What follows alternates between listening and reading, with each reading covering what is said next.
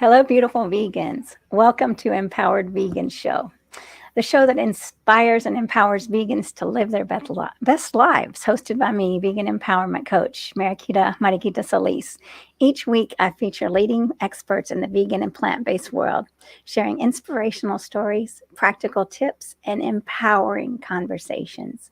My mission is to support the vegan community in living a fulfilling, joyful life while making a positive impact on our beautiful world.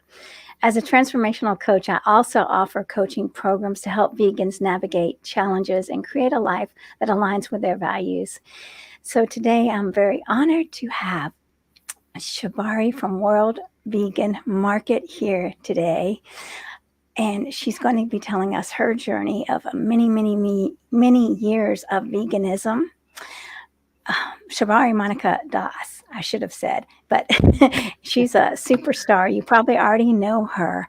And I'm excited she's going to be here. And everyone that's watching, please give StreamYard permission to use your name and let us know where you're joining from. And if you have any questions, because we're going to talk about being a heart-centered business owner as a vegan. So welcome, Shabari. Oh, thank you so much, Mariquita. It's an absolute pleasure to be a guest on your show. Well, I'm excited. And there is Cassandra. She's saying hello. Sorry for the delay, everyone, but thanks for hanging in there. You never know what tech difficulties you're going to have. Yes. So that's the 21st century for you. Right, exactly. So Shabari, how long have you been a vegan? So I've been vegan for 25 years, coming up to 26 years. It was in 1997 that I became vegan, and I'd already been vegetarian for a couple of years, and I actually thought that was enough. I thought that going vegetarian, I'm already like there, in terms of living a cruelty-free life.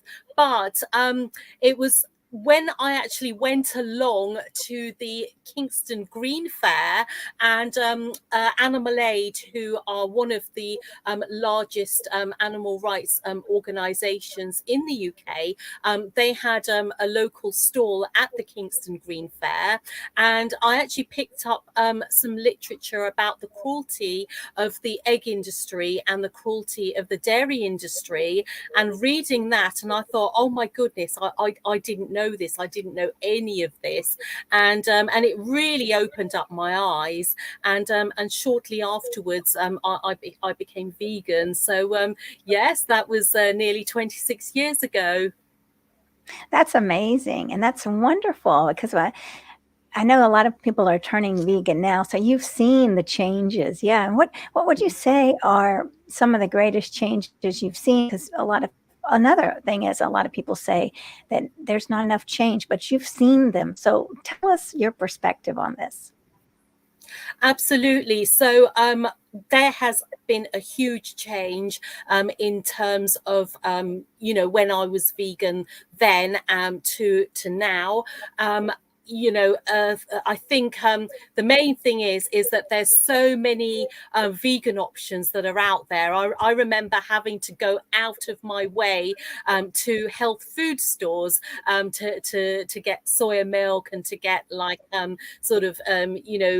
vegan cheeses, vegan burgers, that kind of thing. I had to go out of my way to go to health food stores. Now I don't even need to do that at all, because vegan options are just everywhere.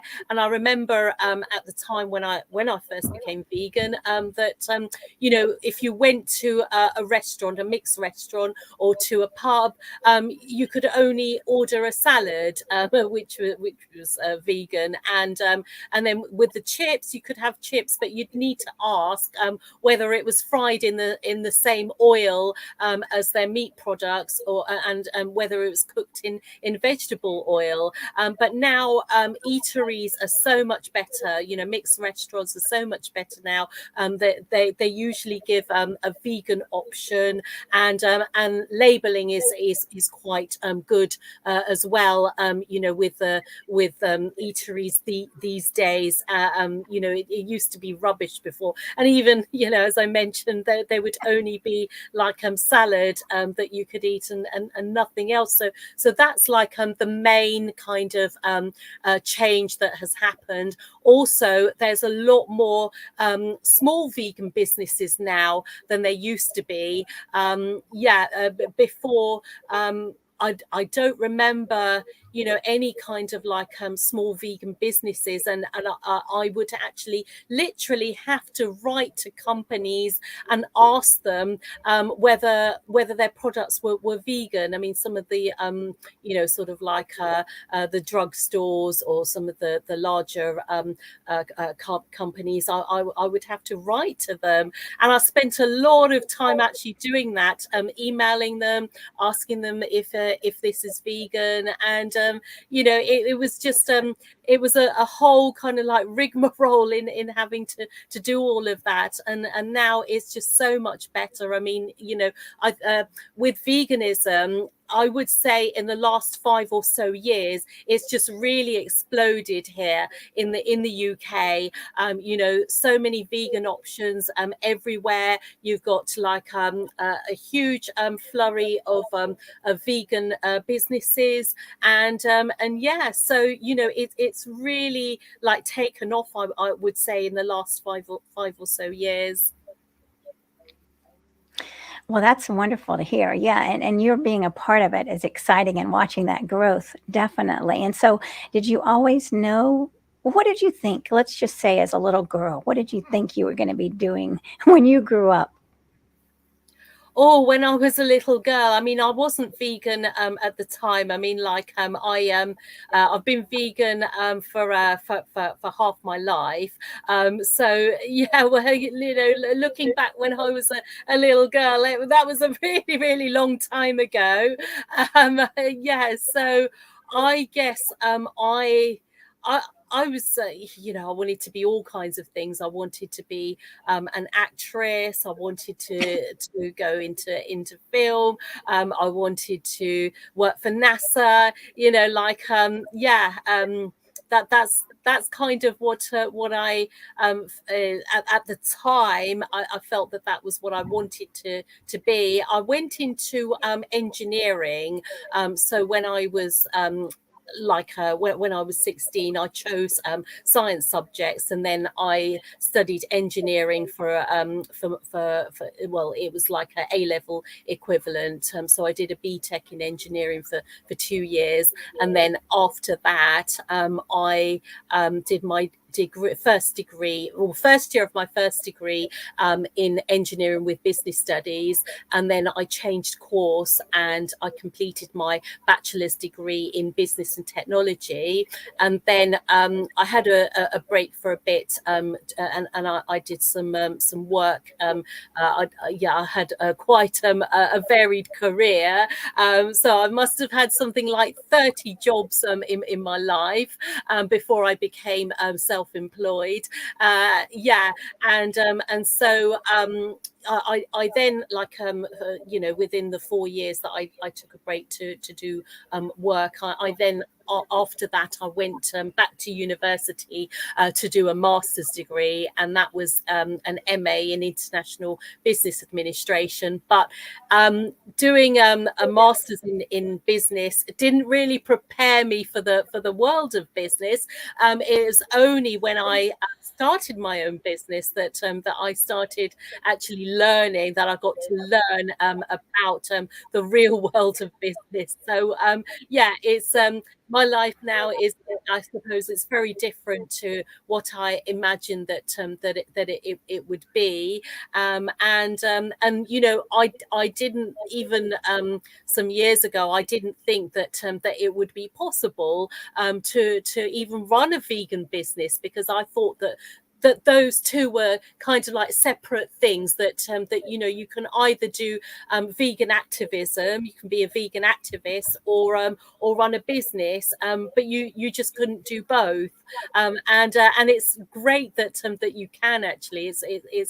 It's amazing that you can actually run your own business and use it as a form of activism as well. Yeah, it really is, and that's wonderful that how times have changed. So I'm looking at a comment. So amazing how veganism has taken off. Why do you think that is? I would say that it's social media. I would say that before social media, like I was saying earlier, I would have to write to companies and ask them if something is vegan. Now with Twitter, with Instagram, with Facebook, you can actually have a direct connection with a company. You can directly communicate with them, especially on Twitter, like if you're not satisfied with something, or if you feel that like a company should be offering vegan options, you can actually do that through social media. And then also like the education side of things as well. Social media has made things a lot easier for to educate others about going vegan, and also the health benefits as well for going vegan. There's so many benefits to going vegan, which you can actually share on social media, and it's readily accessible to people. And what with more and more, let's say, famous people becoming vegan, often people see them as a role model or look up to them.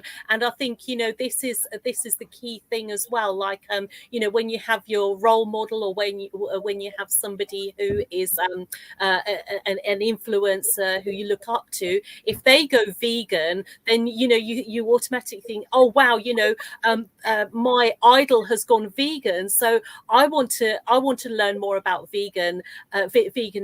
And yeah, so I would say that social media has been the key thing in the explosion in veganism. That makes a lot of sense. Definitely, because I think about my idols too. I mean, I run and look and see if they're vegan. And I'm always excited to see if they are, or even if they're exploring. It makes me very happy. So that makes sense. Yes. And so what about your family? Did everyone go vegan together, or how did that go? Are they Um, vegan? no, they didn't. My sister, she went vegan for a while through my influence, but she's gone back to being vegetarian. She became vegetarian before I became vegetarian, and so like she so like I guess with the various options that you could find. I mean, I kind of influenced her to go vegan, but because of health reasons she had to go back to being a vegetarian again.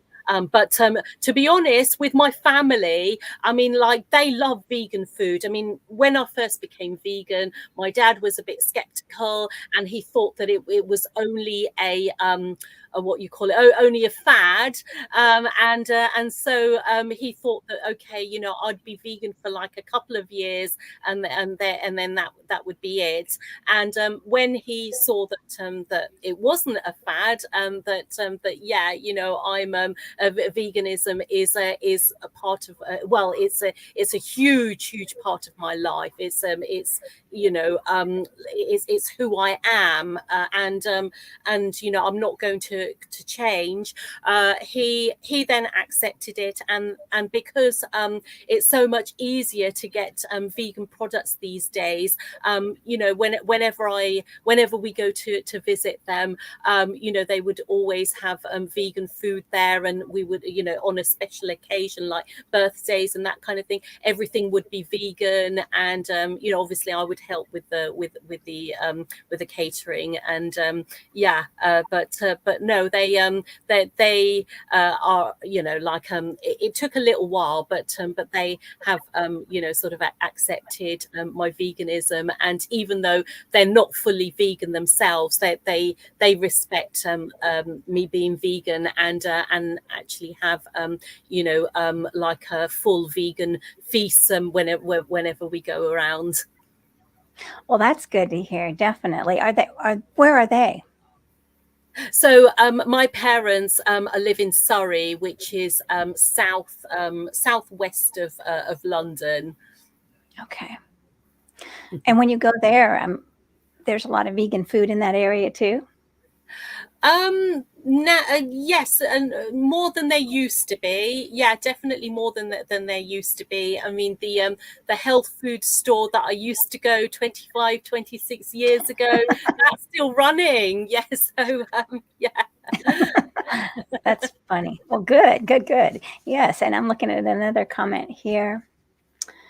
France has nothing. When I was in the hospital for the pacemaker, I was the very first person to ask for a vegan meal. They didn't know what to do. After 15 minutes, I was served a vegan plate. Wow, that's someone that's a change maker, Cassandra, right?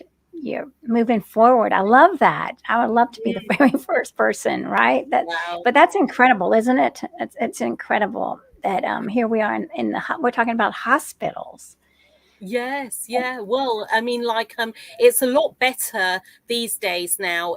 You know, asking for vegan food in hospitals. I remember when my father-in-law, who sadly passed away 8 years ago, he was in hospital. Well, in fact, he passed away in hospital, and he actually quite liked the hospital food. And even though he wasn't vegan himself, I had a look at their menu, and they in fact had vegan options in the menu. So, you know, hospitals have become much more accommodating to vegans these days here in the UK. But that's great to hear you know, about Cassandra, because I know France, France, I think, has probably gotten a lot better now than it used to be. I remember going to the Paris Vegan Festival. Now, when was it? It was about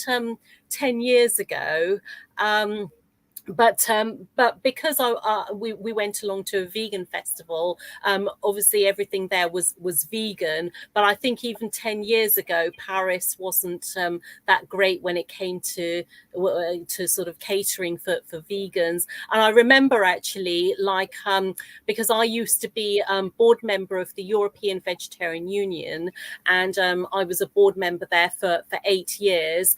And most of the board members are also vegan like myself. And I remember actually, like, you know, like somebody had put together a petition for school, because they were saying that, like, French schools were not allowed to give a vegan option, and there was a petition going around for people to sign that they should be catering for everybody, you know, including vegans. And you know, thinking about it like now, I mean, you know, it's terrible that that they wouldn't allow you know, that it was against their policy in schools to actually offer a vegan option. Yeah. And Yeah, hopefully that's changed. Hopefully that has now changed in France and all over the world, in fact. yeah, that's incredible, isn't it? Yeah. Things are changing, yes, slowly changing. And when I went to Paris, I don't know, maybe it was about 8 years ago, it wasn't, I remember it wasn't that vegan friendly in all the shops. So, yeah. But it was beautiful. But so hopefully things are moving forward. Um, so, so you also did work about educating about green choices. Can you Yes. expand on what I'm trying to spit out here, Shabari? Sure, sure. So, as part of my master's degree, I my dissertation was based on how companies are not as green as their image, if you like. And my dissertation was about well, it was 100,000 words, 400 pages, and I really sort of immersed myself into that, and I got to learn a lot about green issues, and there's a term that I use that is very commonly used these days, and it's called greenwashing, and there's a lot of it about. There's a lot of it about. There was a lot of it at the time when I did my master's degree. I actually, after finishing my master's degree, I actually wrote a research paper based on the topic of greenwashing, and that's been published in Business and Society Review, which is quite a highly prestigious academic journal. And so I furthered my research with the in regards to the topic for my research paper as well.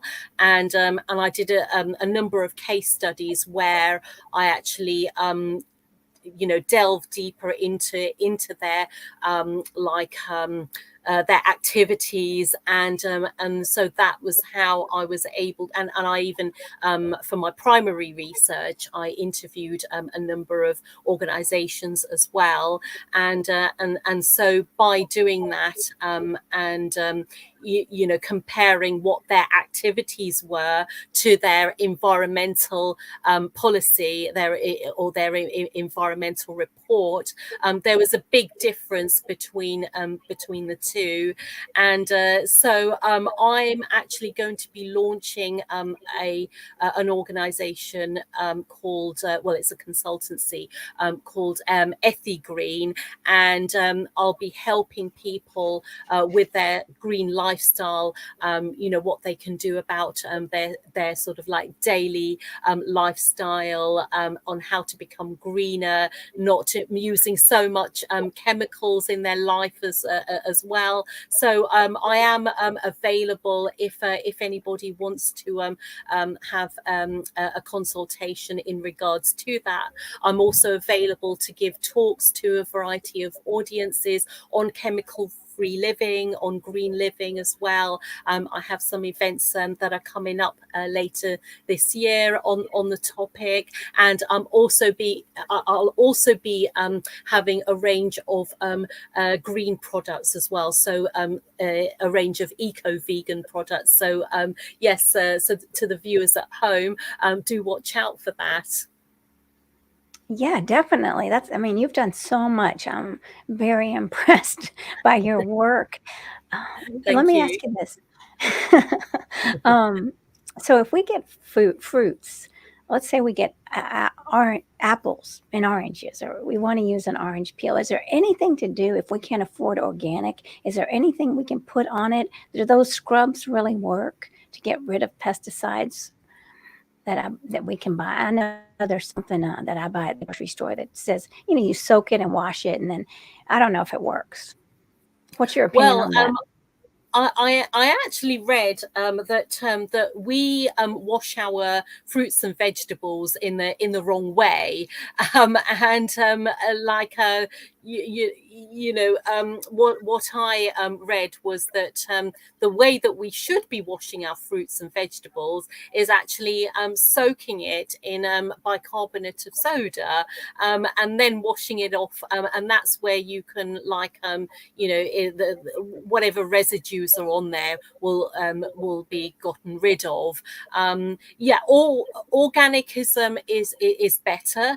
Veganic even better. Yeah, definitely. The thing is, with organic, you wouldn't necessarily know whether what they use, and often manure is used as a fertilizer for organic foods, yeah, so which definitely isn't vegan. But they also use other sort of like not very nice things like blood meal and bone meal and that kind of thing, which is definitely not vegan either. So yes, veganic is always better if you can grow your own fruits and vegetables, and exactly what's on there, then that's even better. It sure is. You're right. Definitely. Well, let's get to talking about being a heart-centered business owner, and what would you say that means for you being a heart-centered business owner, and how long did it take you to find your spot, knowing that you wanted to do this? Well, I guess if I talk about what it means to be a heart-centered business owner, it's often people might just look at what the bottom line is, and that is the most important thing to them. Whereas if you're a heart-centered business owner, you're doing something for the community, you're doing something that you love doing, you're doing something that you're actually that is changing the world. You're a change maker, and you want to educate people, and so that is what, and you are doing something that you love doing, and that you're passionate about, and that is what being a heart-centered business owner is.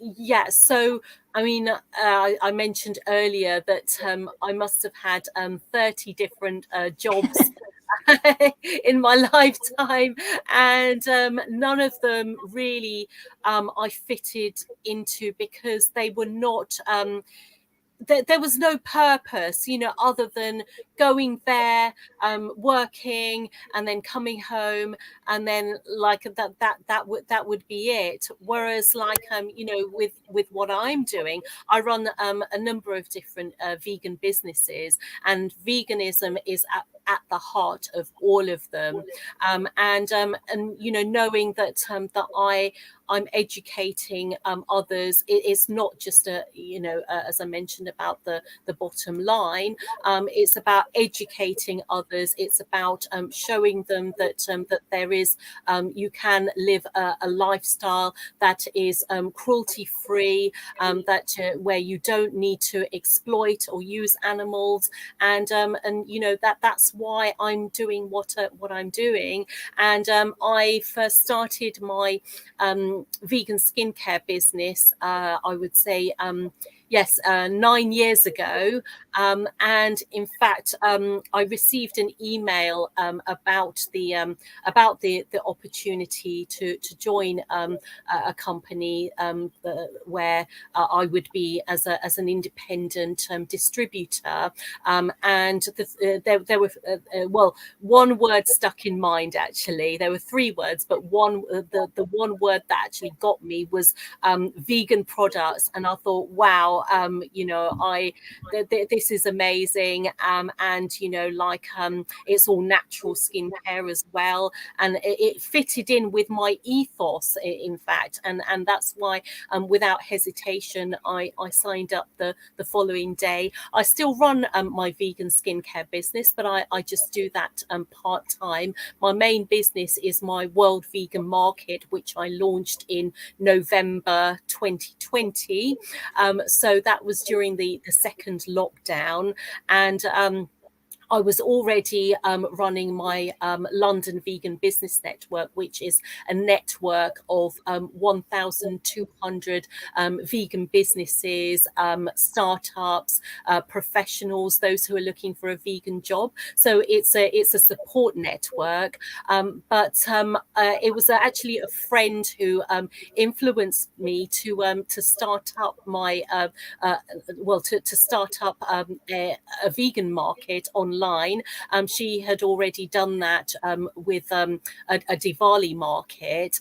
She found that there wasn't any like a Diwali products that she could find, and so she decided to set one up herself, and she had inspired me to set up my own vegan market online, and I called it World Vegan Market because it was launched on World Vegan Day. So yeah.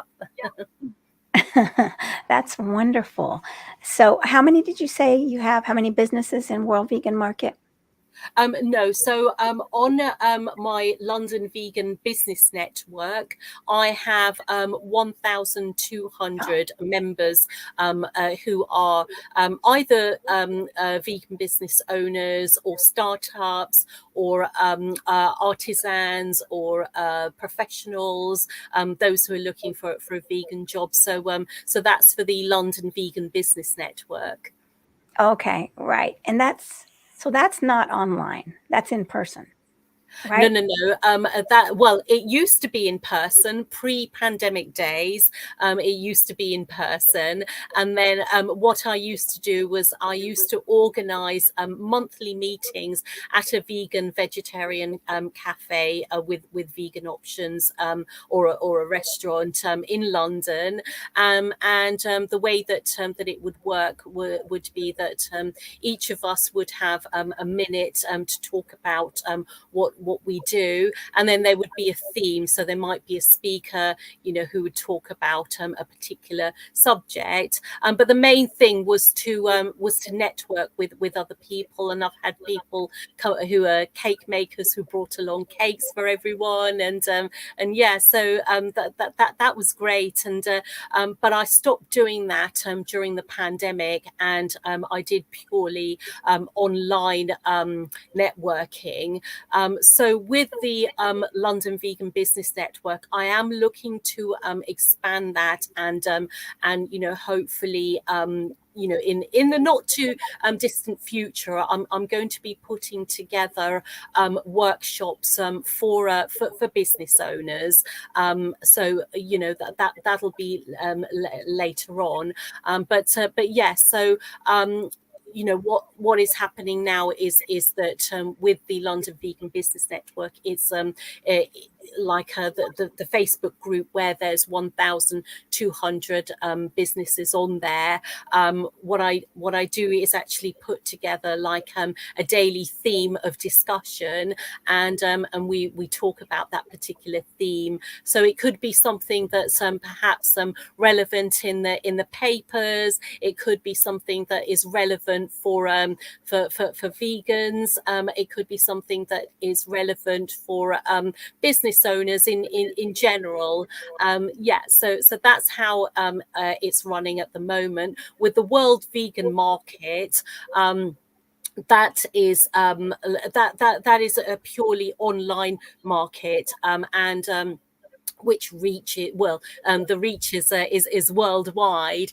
And so rather than it just being a local market where you would only meet local people, it is you can actually reach a worldwide audience. So the virtual stall holders can share their story, and that would reach thousands of members on my Facebook group. I've got nearly 4,000 members on that Facebook group, but I'm also on other social media platforms as well. I'm on Instagram, I'm also on LinkedIn and TikTok as well. And yeah, so I make sure that that my virtual stall holders are visible, that they are seen, that they are seen widely, because it is very difficult actually in regards to getting that visibility, especially with a small brand,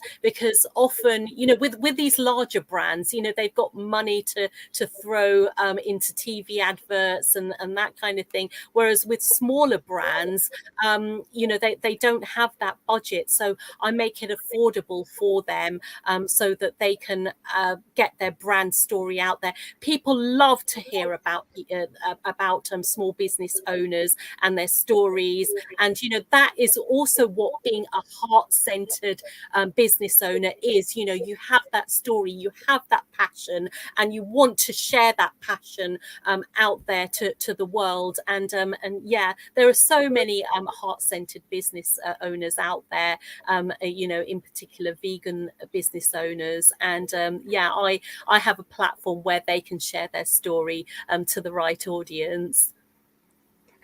That's wonderful. And what is the starting price for being a part of your community? Okay, so I have bronze, silver, and gold packages.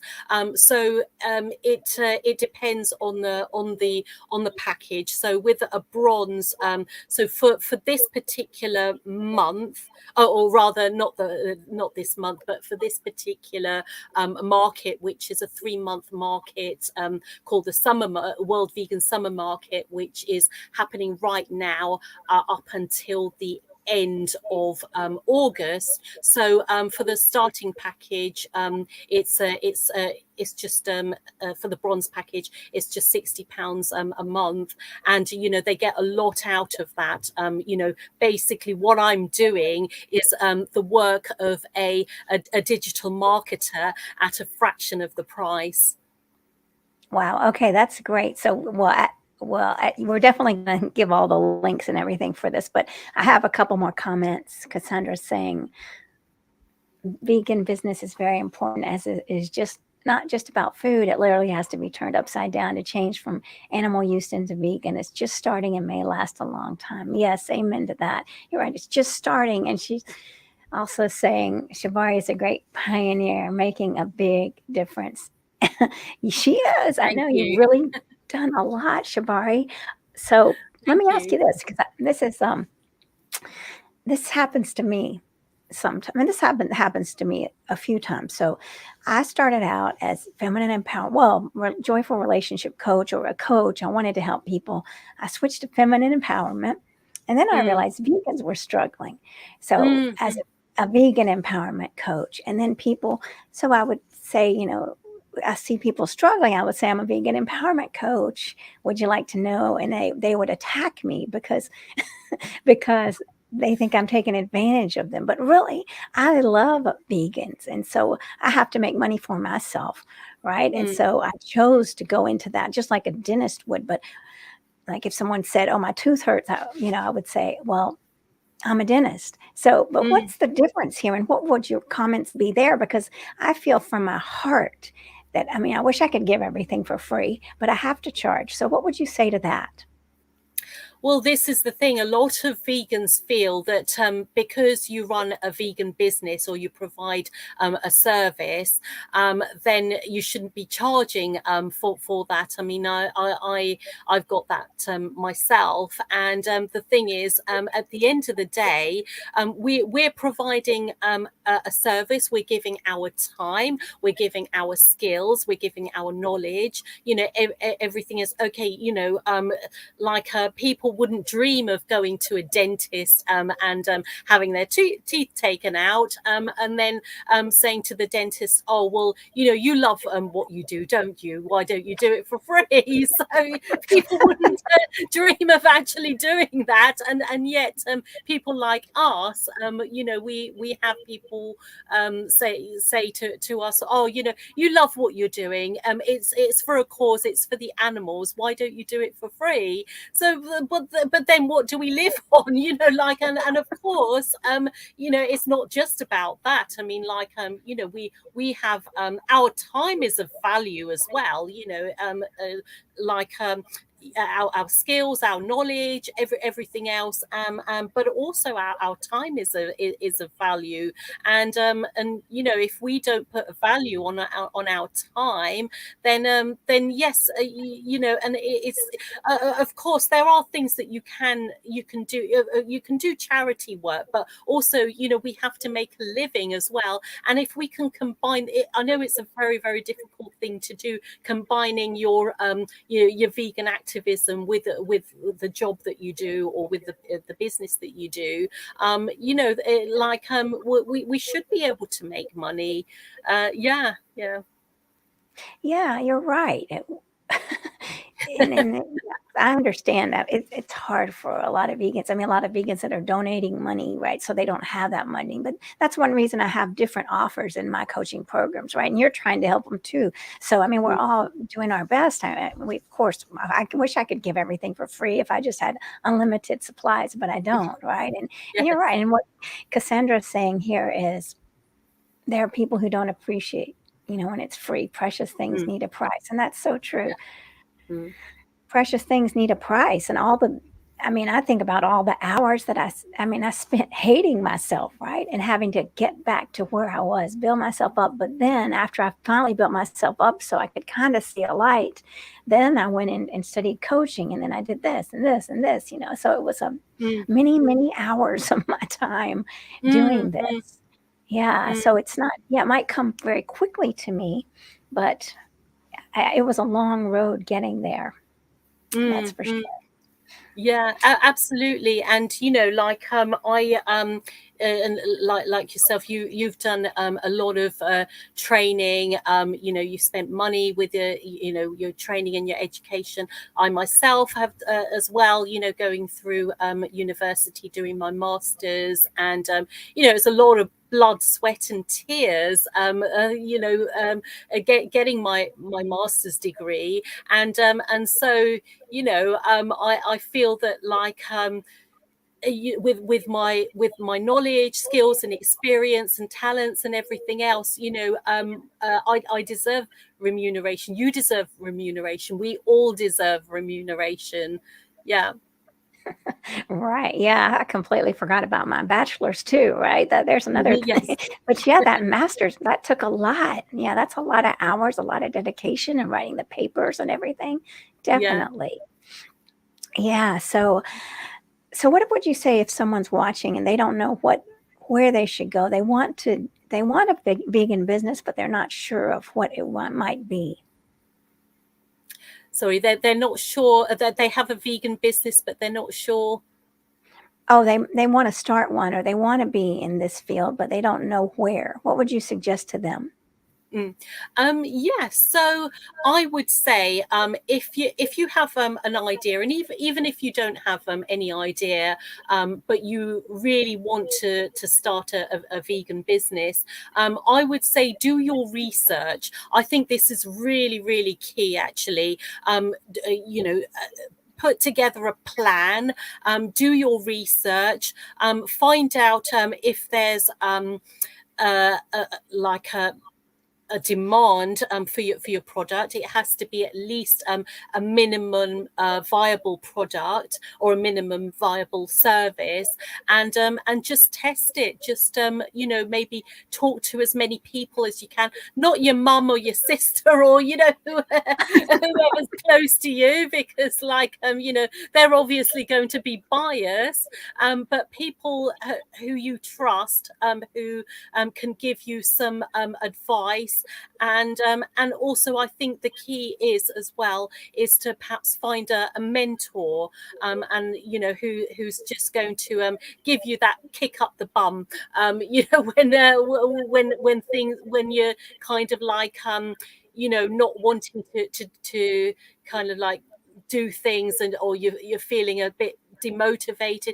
Because, you know, I tell you what, being an entrepreneur, being a small business owner or solopreneur is really hard. You have to have a thick skin. You have to have that motivation. There are going to be days when you don't want to get out of bed and you think that this is too difficult, and you just want to give up. And but I think another great idea would be to not only just have that plan, but also put together a mission statement, a vision of what you want, what your purpose is. And so during those bad times, you'd look at that and you think, well, this is my purpose. My purpose is bigger than myself. What I'm doing is bigger than myself, and that will get you through that. That will get you through the hard times. That's good advice, definitely. It is hard because, well, running my business, I get up early. Sometimes, I mean, many times I get up at 5 and I don't go to bed. At 8 o'clock, I finally say that's enough, right? It's all through the day. I'll try to take breaks, try to go outside, but it's like not nonstop, right? And I also work with We Did It Health, which is on here part-time. I help them. So if you're watching this, please subscribe also, and to both of our channels. So, and anyway, so definitely it's juggling everything, checking, making sure that I'm on, like today. Well, I didn't have a choice whether I'm going to be on or not, right? I'm on, and we're doing this conversation, so I better get up and get on it, right? So, Yes. yeah, if you want to have a successful business, you've got to be your own cheerleader. You got to be ready to put the hours in, and then also be ready to value yourself and ask for the money monetarily, right? That we deserve, because yeah, many times I work 10, 12 hours a day, but I love it also. I love it. And that's why I do it. So, and so someone saying, here, everyone has the right to remuneration for hard work done on a worthy cause. See, I don't know that word. That must be, what is that word? It's remuneration means getting paid for what you do, getting paid for the work that you do. Right. That's what I figured. We just don't use that over here. Or maybe we do, and I just didn't learn that in elementary school. But anyway, yes. So, and then it always it will be revealed if you, like you're saying, go research, talk to people that maybe are doing that, look at all the possibilities, like look at where your interests lie, and you might come up with something that isn't even out there that people need. A vegan business that just hasn't been born yet. So just like you created your own way, you created your own path, like Cassandra saying that you're a great pioneer. So the possibilities are unlimited once we really believe in ourselves. And I can see that you believe in yourself. You're very full of life, and I love that you're a go-getter, and people trust you. I mean, there's a beautiful warmth about you, Shabari. So thank you. it's very true. Yeah, so what I would also say to people as well is that mindset is key. You talked about valuing yourself. There will be times, as I already mentioned, when it is going to be really tough, and as a small business owner, or as a heart-centered business owner, you may be unwilling to kind of put yourself out there, but it's very important that you do, and this is what I've been very good at, actually. So a lot of my previous stall holders, they've kind of been a bit camera shy, and I've brought them out of their shelves, and they've been able to share their story to the audience that I have, and I've made them feel very comfortable in sharing their story. And so I feel that, for me, during the pandemic, I've grown a lot in terms, I know for a lot of businesses, the pandemic hit them very badly, and you know, a lot of them didn't survive. But I took the opportunity to grow, to actually get into personal development, do things that were out of my comfort zone, and to make sure that every day that I was learning something, and I've been able to grow myself, you know, to the person that I am. I mean, I believe it or not, you know, when I was at university and at school, I just didn't want to put myself out there. I would hide. I would be terrible at doing presentations, and I wouldn't dream of, like, say, if I was in a classroom setting,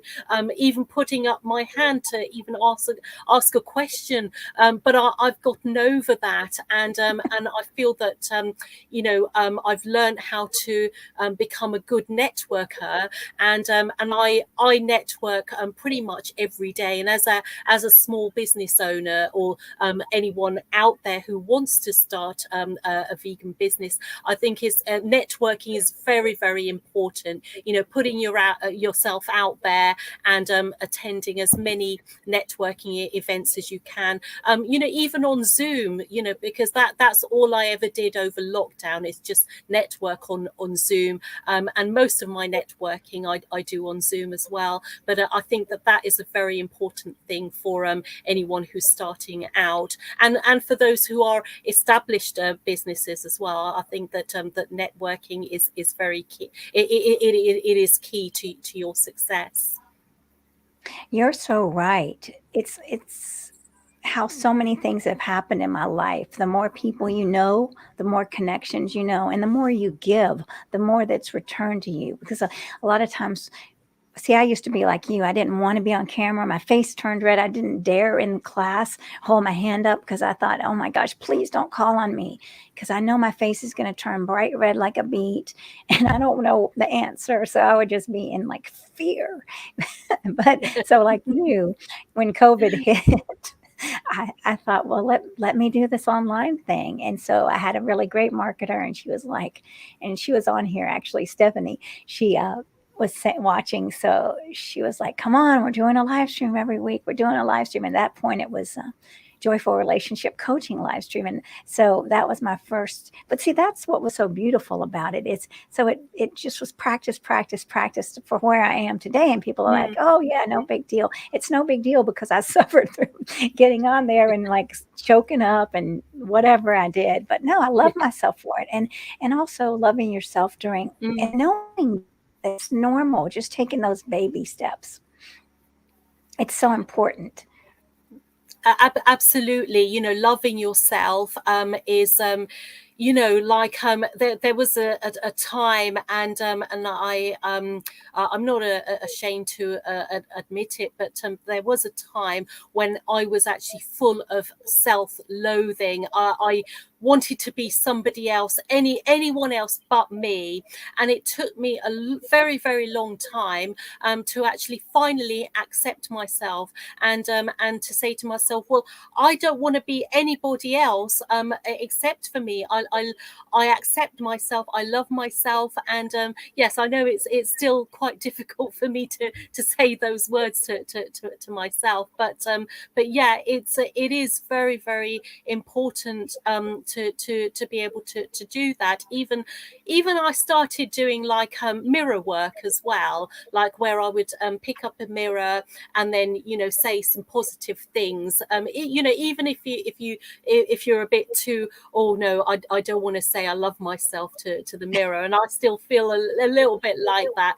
But you know, just positive, looking in the mirror every day, and saying positive affirmations, that really, really helps as well. And another thing that helps also, and I've started doing this, is writing down you know, every day, like writing down 20 things that you love about what you do, that you love about life, and then, you know, just reading that out every day. I think that really helps with your mindset, and just to be more positive. And you know what they say is that whatever you think actually happens. So if you're thinking about negative things all the time, and we're all guilty of actually doing that, you're kind of self-sabotaging yourselves, and you know, and that could be the thing, that could be the hump that you can't get over.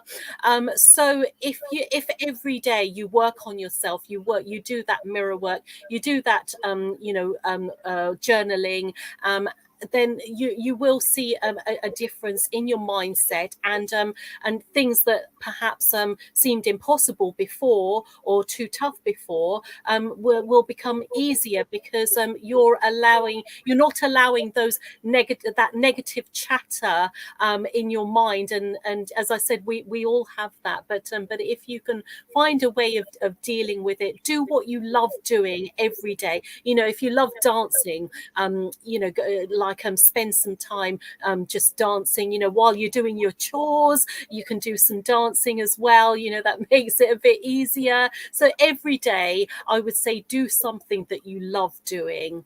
Yeah. Amen. And I just did a laughter yoga session.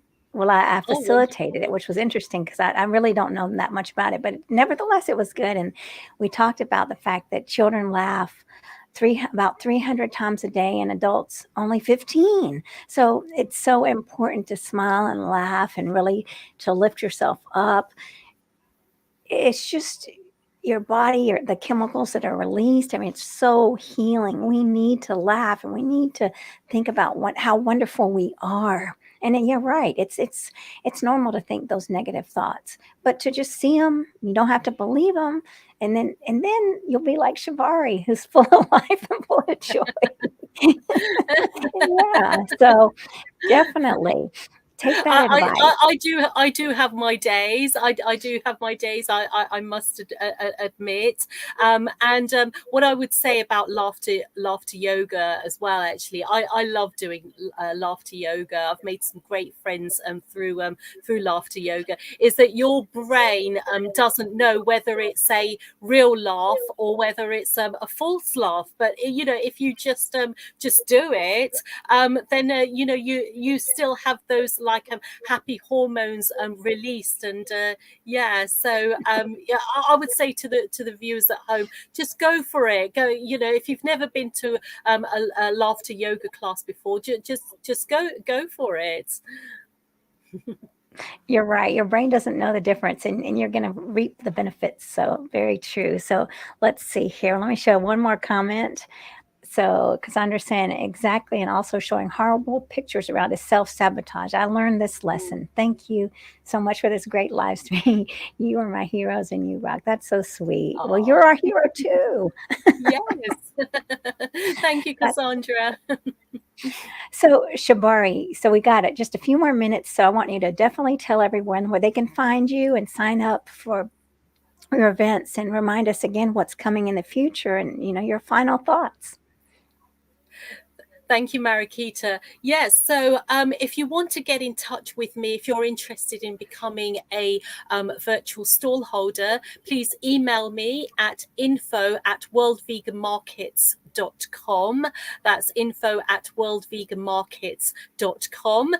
So at the moment, my World Vegan Summer Market is running right up until the end of August.